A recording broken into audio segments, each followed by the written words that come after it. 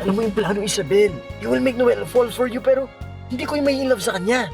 Drake, hindi mahirap mahalin si Noel. Yun nga yung dahilan kung bakit sobrang kinakain ako ng guilt ko eh. Magpasensya mo na lang di si Mama. Alam mo, sinabi pa niya sa akin na gagawin niya ang lahat para hindi matuloy yung kasal natin. Baka may tama din si Mama doon sa parteng yan. I-postpone muna yung kasal natin. Gusto ko lang munang lumayo. Meron akong mga bagay na gustong alamin at gawin na hindi ko magagawa sa mansyon. May gustong manakit sa pamilya nila, Faye. Gusto kong malaman kung sino yon at kung bakit nila ginagawa. Sigurado ka na ba kay Luis? I think Luis is the one for me, ate. Always remember yung mga pinapaalala ko sa'yo. Take care of yourself and guard your heart. Luis! Nakasan si Luis! Luis! Anong ginagawa mo dito? Buntis ako at ikaw ang ama.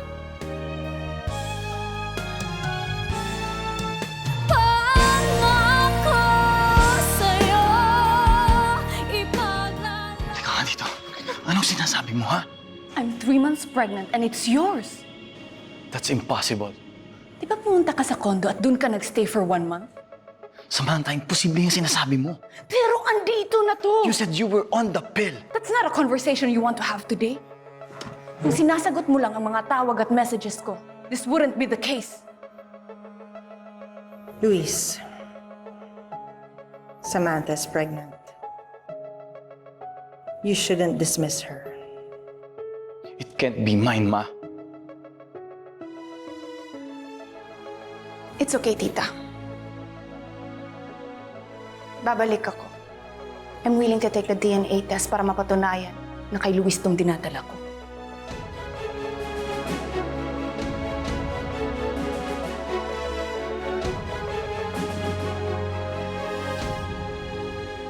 Isabel, bakit mo naman iisip na lumabas bigla? Wala naman, for a change lang. Eh, kasi maraming nakamasid sa atin lagi. At least ngayon, solo natin yung isa't isa. Okay. Eh, mahal, may laro pala kami ni Drake mamaya. O sige, okay lang. Pwede naman tayong umuwi agad kung gusto mo. Okay, baka lang kasi magtampo sa akin si Drake eh. Alam mo naman yun, nag-promise ako dun na tatalunin namin yung isang team eh.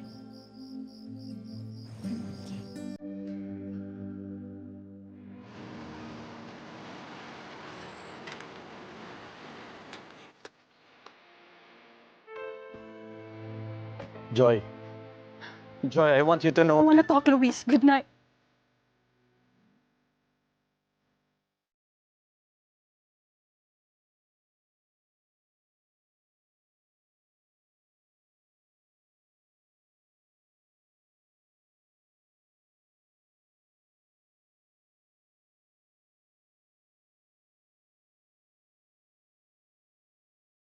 Joy.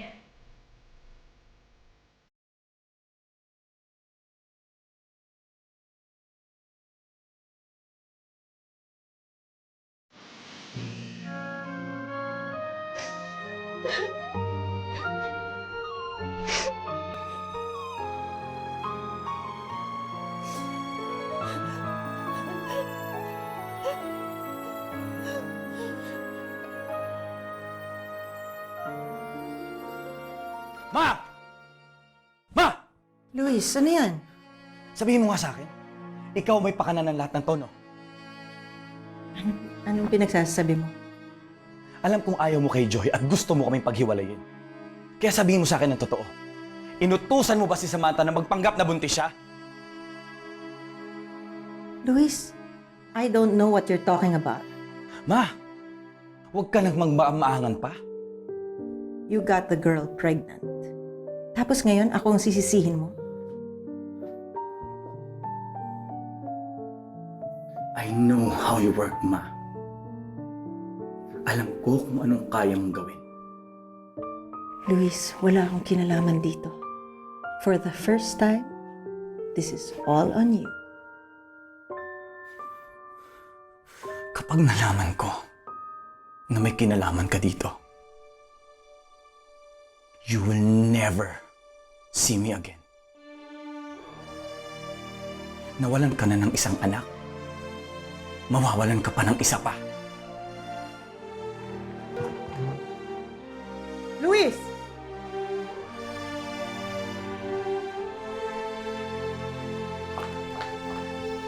Dad! Tita Nina, gising ka pa? Hello? Alas 12 na. Bakit ngayon ka lang umuwi? Napasarap lang po kami ng laro ni Drake. Noel, when was the last time na nandito ka sa bahay? Lagi ka na lang wala. Tita Nina, nandun girlfriend ko, nandun kapatid ko sa kabilang bahay. Then why won't you invite them here? Sige po, next time invite ko sila dito sa house. Matanong ko nga, when was the last time na binantayan mo yung nanay mo? Bukas po, babantayan ko siya. You know what, Noel? To be honest with you, hindi ako natutuwa na ganitong oras ka umuwi. Di ba may curfew ka? Yeah, 9 p.m. curfew ni Mama dati. Okay, then susundin natin yung curfew mo. Tita Nina, No. Kailangan nandito ka na sa bahay by 9 p.m. And if wala ka, you'll be grounded. I can't. That's too early. Naglalaro pa kami ni Drake. It's for your own good. No. What? I said no. Noel, Malaki na ako. I know what's good for me and what's not. Hindi ko susundin yung 9 p.m. curfew mo, no? and then try me. Wala kang karapatan to set those rules. Noel, you're my responsibility. Hindi mo ako responsibility. I'm not your son and you're not my mom.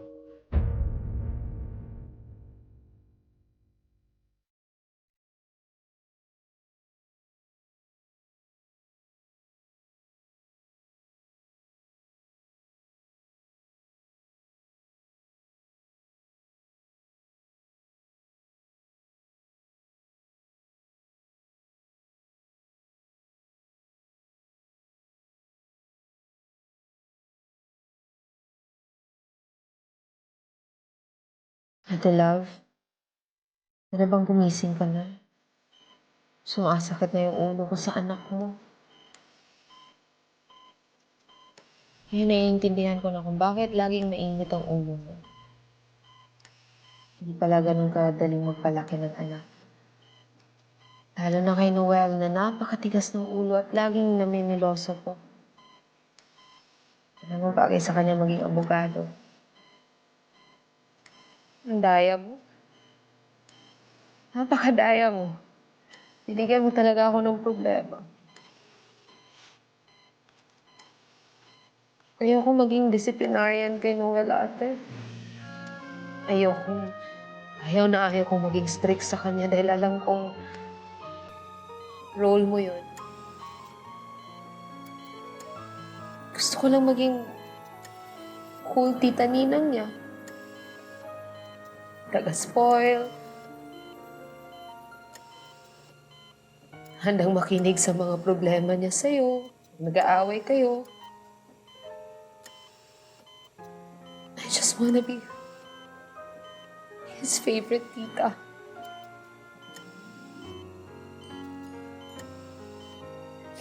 Ngayon naging disciplinarian na ako. Dadami na yung puting buhok ko nito, ate.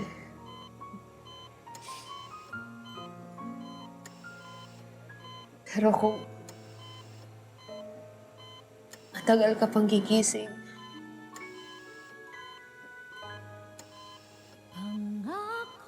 ate, tulungan mo naman ako kay Noel, please.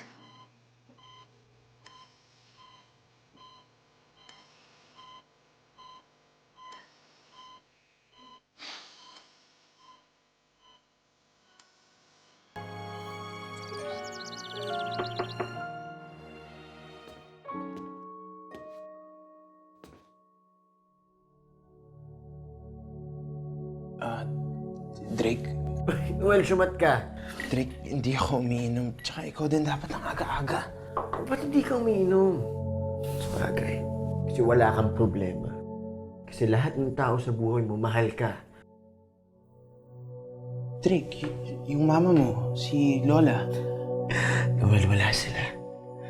At kung nandito man sila, wala silang pakialam. Drake, hindi yan totoo. Hindi mo kasi alam yung pakiramdam eh. Because everybody loves you. Alam mo yung pakiramdam na lumaki ka nga may kasamang tatay. Pero hindi naman ikaw yung hinahanap. Noel, ikaw yung bukang bibig ng tatay natin. Kahit ako yung kasama niya, si Mama and Lola. Kung hindi sila busy, puro Noel din. Kumain ka na ba, Noel? Okay ka lang ba, Noel? Alam mo, minsan hindi ko nga alam kung nakikita pa nila ako dito sa bahay eh.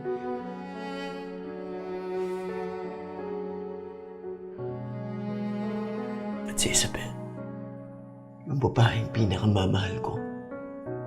Yung best friend ko since bata kami. Kala ko nga siya di makakatuluyan ko. Pero Noel pa rin yung hinahanap niya.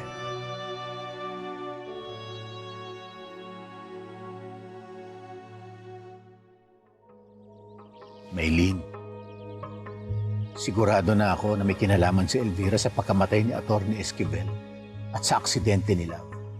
Lo, sabihin niyo na po talaga yan kay Lola Faye. Malapit na. Bubuuin ko lang ang lahat ng mga impormasyon na nakalat ko.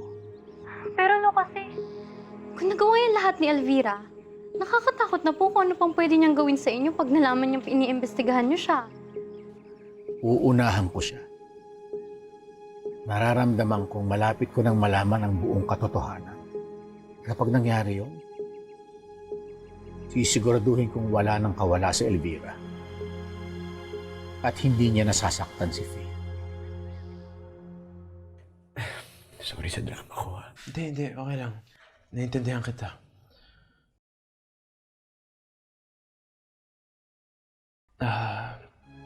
Drake.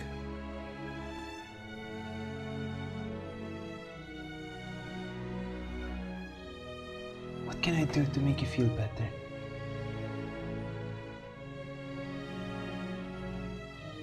Drake, sabihin mo lang. Gagawin ko para sa'yo. Di ba nga sabi mo? What are brothers for?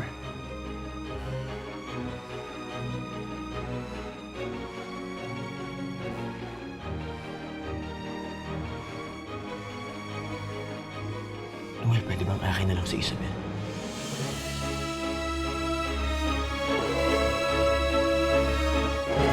Want some juice? Oo, no. Hi, Carl!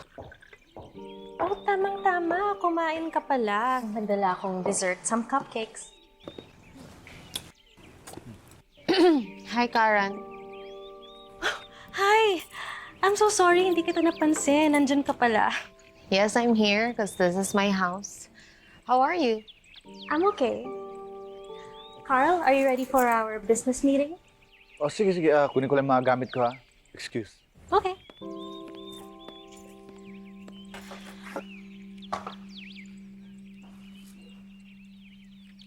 I'm so sorry. I'm so rude. You want? No. Umiiwas ako sa matatamis ngayon. Karen, I just want to say thank you for helping Carl with his business. I'm sure kung gising yung ate ko, she'll be grateful to you. My pleasure. Actually, binabantayan ko si Carl kasi ang daming babaeng umaaligid sa kanya. Even some of my friends, ha? They're like eyeing on him, but who can blame them, right? I mean, look at Carl. Well, I think hindi naman kailangan bantayan si Carl. And tell your friends na maghanap sila ng single na lalaki. I'm sure marami pang iba dyan. And, naisip ko lang kahit magpakita pa yung mga interest yung mga friends mo or kahit pumunta pa sila dito sa bahay, hindi makakalimutan ni Carl na may asawa siya. Which happens to be my sister. Speaking of asawa, matutuloy ba yung kasal niyo? What do you mean? Siyempre, hindi mo naman gagawin yun. Kahit na kapatid mo, alam kong mahal na mahal mo si Isabel.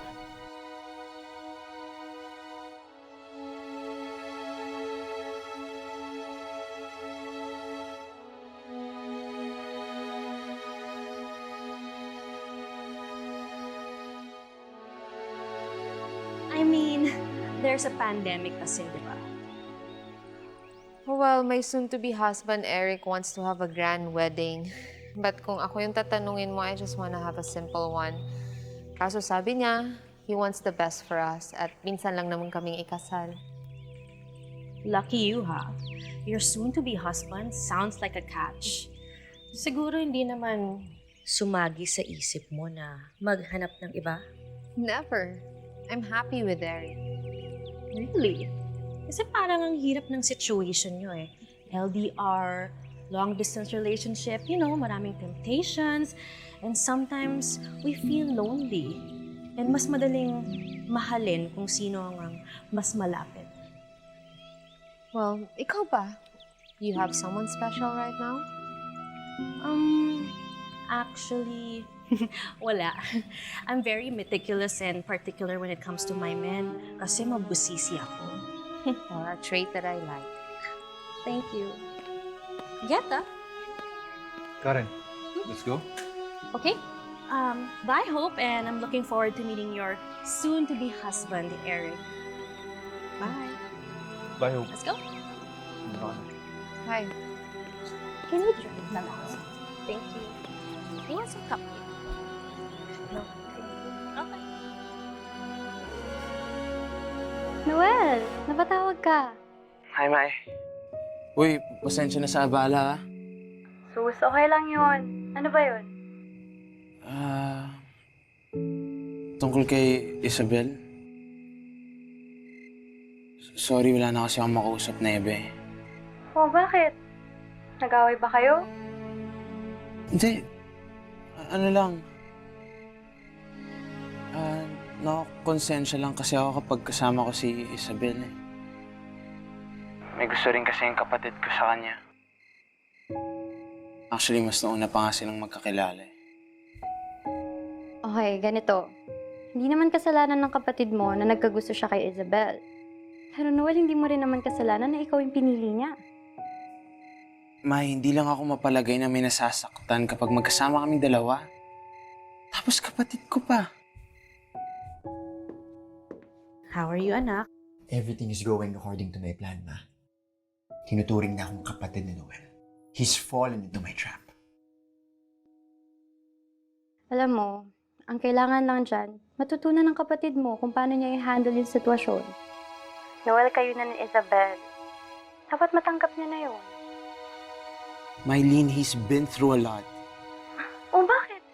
Noel, marami ka na rin namang pinagdaanan sa buhay, di ba? Ngayon lang ako nagkaroon ng kapatid. Si Drake na yung closest thing I have to a family. Sa kanya ko pa mas nakikilala si Papa. Gustong-gusto magkaroon ng kapatid ni Noel, Ma. And I'm happy playing that role to him. But ang totoo, I'm just using his emotions and his longing to control him. Hawak ko na siya sa leeg, Mama. Ano ba ang plano mo ngayon? Hindi ko na alam. Nalilito ako. Pero mahal mo naman si Isabel, di ba?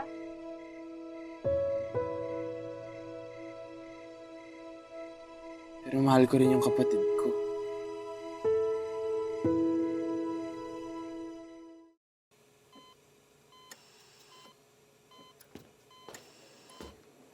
Nang Kitty. Salamat ha. Sarap mo talagang magluto. Oh, thank you. Uy, teka nga pala. Sino nag-aalaga doon sa nanay mo kapag nandito ka? Ayun, nasa bahay yun. Mga kapatid ko, tsaka yung tatay ko, ando naman. Alam mo, Kari, mga ilang taon din na lantang gulay yung nanay ko bago pumanaw. Talaga ba? Grabe. Stress ako dun sa pag-aalaga. Namumblema ka sa pera, sa gamot. Tas iisipin mo kung ano bang magiging kalagayan na ng nanay mo. Mabuti na lang talaga ng mga panahon na yun, tinulungan ako ni Madam Faith. Kaya ba malaking utang na loob mo sa kanila? Well, pinagsisilbihan ko sila, hindi dahil sa may utang na loob ako, pero dahil gusto ko. Alam mo, mabubuti silang tao. Itinuturing nila ako na parte ng pamilyang ito. Mahal na mahal nila ako, Kari. Kaya ikaw, babantayan mo mabuti si Love, ha? Ay, teka, may dessert ako. Sandali.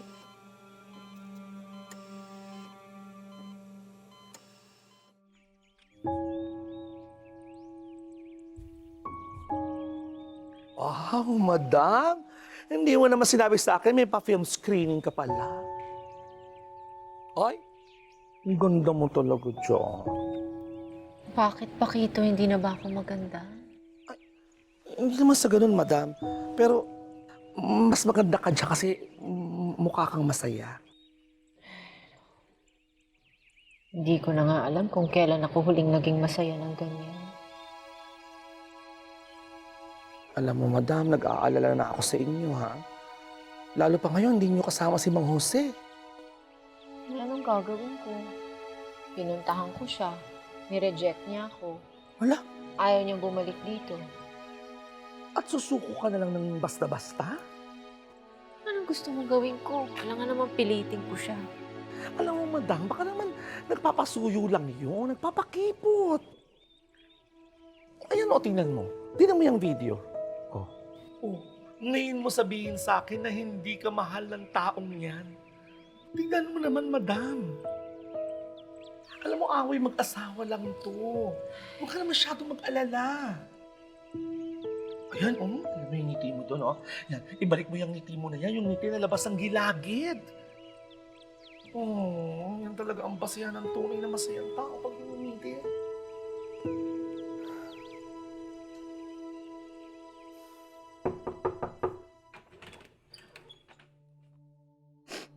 Joy. Joy, can we talk?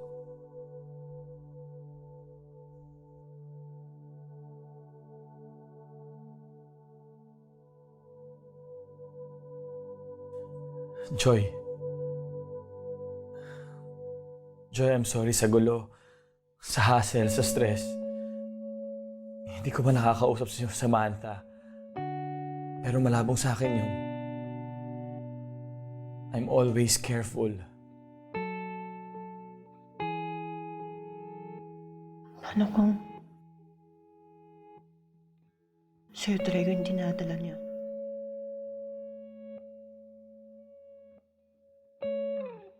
Joy, hindi ko alam. I'm sorry.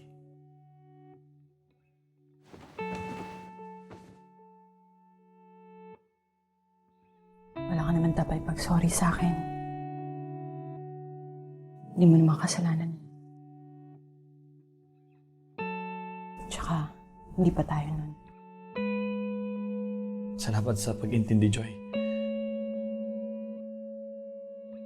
So, are we good? Please. I just want the love that's easy.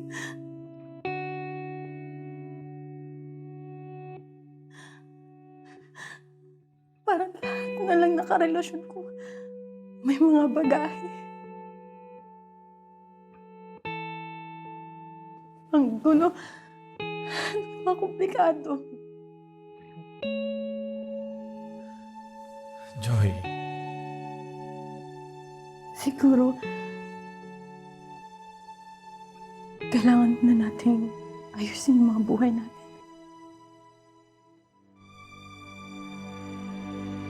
You have your issues. Meron din ako.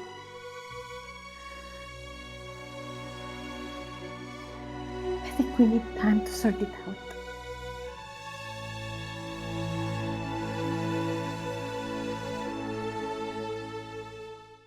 Noel, kain ka muna.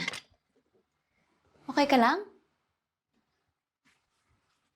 Uy, parang may iniisip ka. Isabel, gagawin mo lahat para sa pamilya mo, di ba? Para kay mama? Oo naman. Family first, di ba? Lagi. Ba't mo natanong?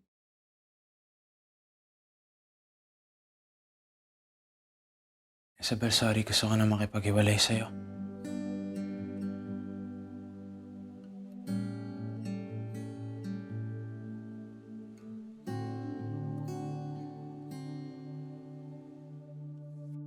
Ano? I wanna break up with you. Bakit? Kailangan ng rason. Oo, kailangan ko ng rason. Dahil ba to kay Drake? Walang kinalaman si Drake. O anong rason? Di na kita mahal. Talaga?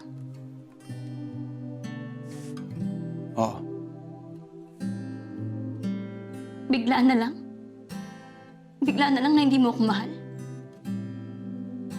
Na-realize ko, wala pala tayong anything in common na magkaiba tayo. Ibang mundo mo, ibang mundo ko. Noel, matagal mo nang alam yun, di ba? Isabel, please. This relationship is not for me.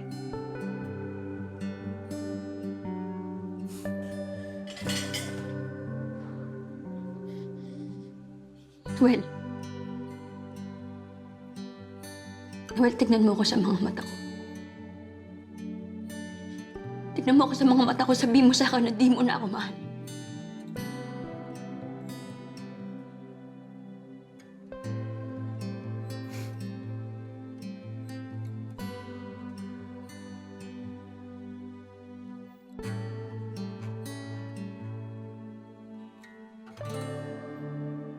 Di na kita mahal, Isabel.